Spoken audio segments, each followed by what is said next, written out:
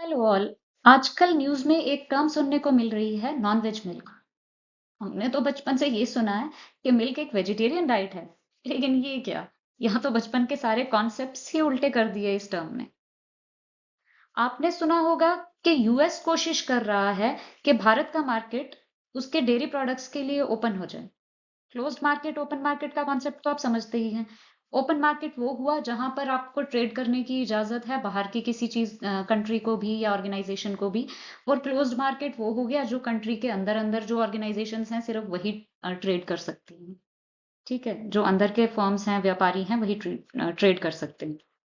तो ये ट्राई कर रहा है यूएस के इंडिया, भारत जो है वो अपनी मार्केट डेयरी प्रोडक्ट्स के लिए ओपन कर दे।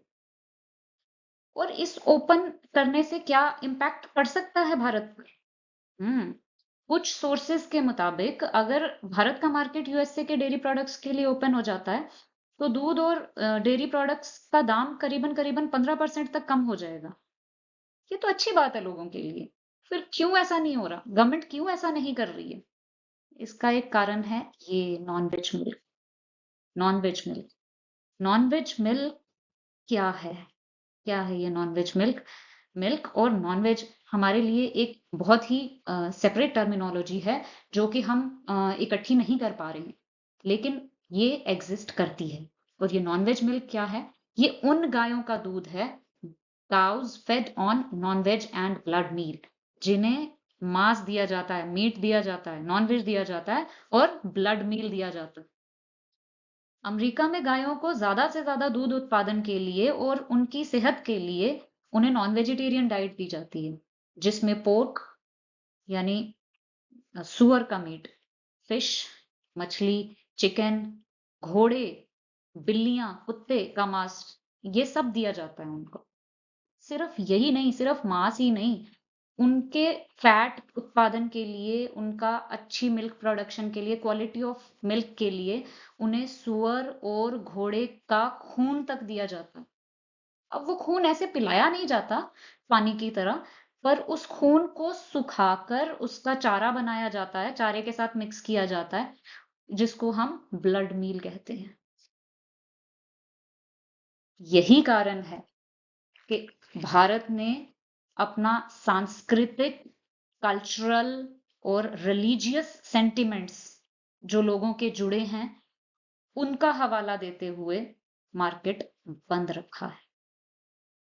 आप लोग ही बताइए कि क्या भारत को ये मार्केट ओपन करना चाहिए या नहीं करना चाहिए? दूध उत्पादन में भारत दुनिया के पहले नंबर का देश है।